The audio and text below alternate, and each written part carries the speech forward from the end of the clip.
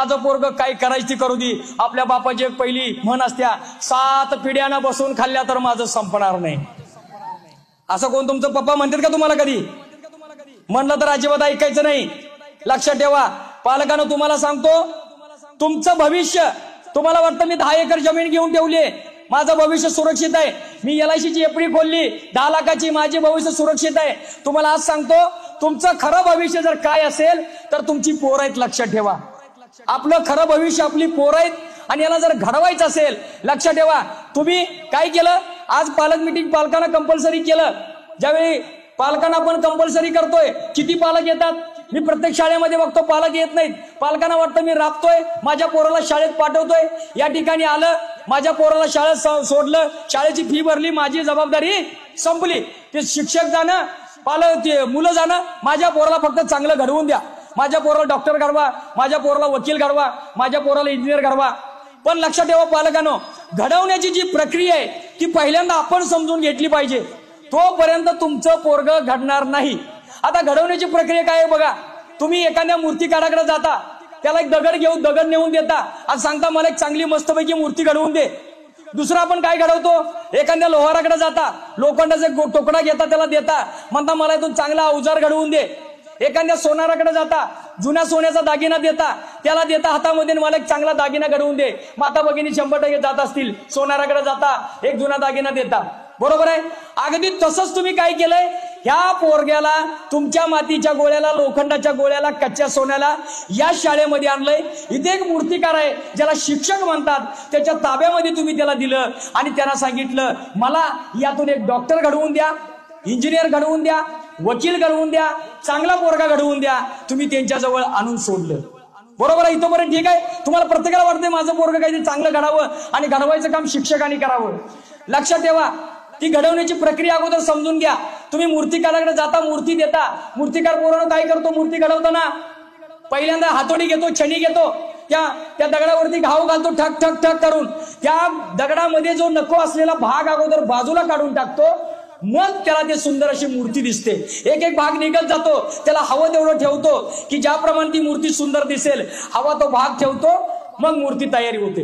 एखाद्या तुम्ही लोहाराकडे जाता, लोहार काय करतो, अगोदर ते लोखंड तुमचं घेतो, आगीमध्ये तप्तपणे तापवतो, बाहेर काढतो, त्याच्यावरती घाव घालतो, पुन्हा तापवतो, पुन्हा घाव घालतो, जोपर्यंत तुमच्या त्या लोखंडाला एखाद्या अवजाराचा आकार येत नाही तोपर्यंत तो घाव घालत असतो।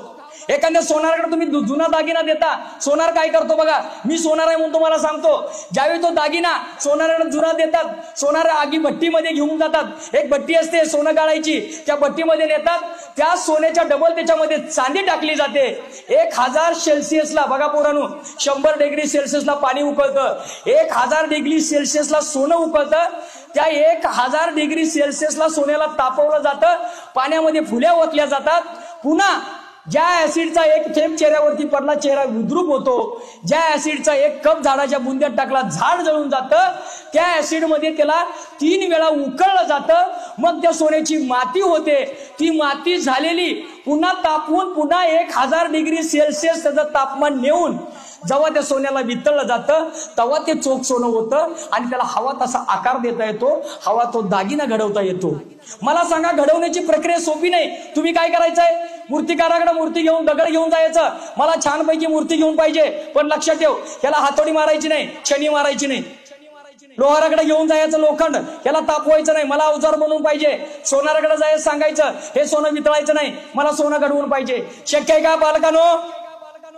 मग इथं जे मूर्तिकार बसले, आपल्या वेळेस होते मूर्तिकार, प्रत्येकाच्या हातामध्ये एक छडी नावाची हातोडी आणि छडी होती की त्यानं मुलाच्या मध्ये जो अवगुण आहे, नको असलेला भाग, पूर्वी हा मूर्तिकार म्हणजे शिक्षक मारून मारून पोरांना त्याच्यातील अवगुण काढून टाकत होता आणि पहिलीला आलेलं पोरग 7वी 8वी 10वीला जाईपर्यंत एक सुंदर अशी मूर्ती घडत होतं पूर्वी।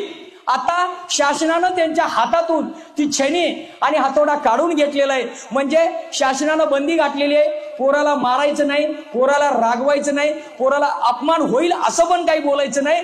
त्यामुळं त्या मूर्तिकाराकडून अपेक्षा करू नका, कारण जर त्या मूर्तिकारानं छेनीचे घाव घातले नाहीत, मूर्ती घडणार नाही, शिक्षकांना मारण्याचा अधिकार नाही।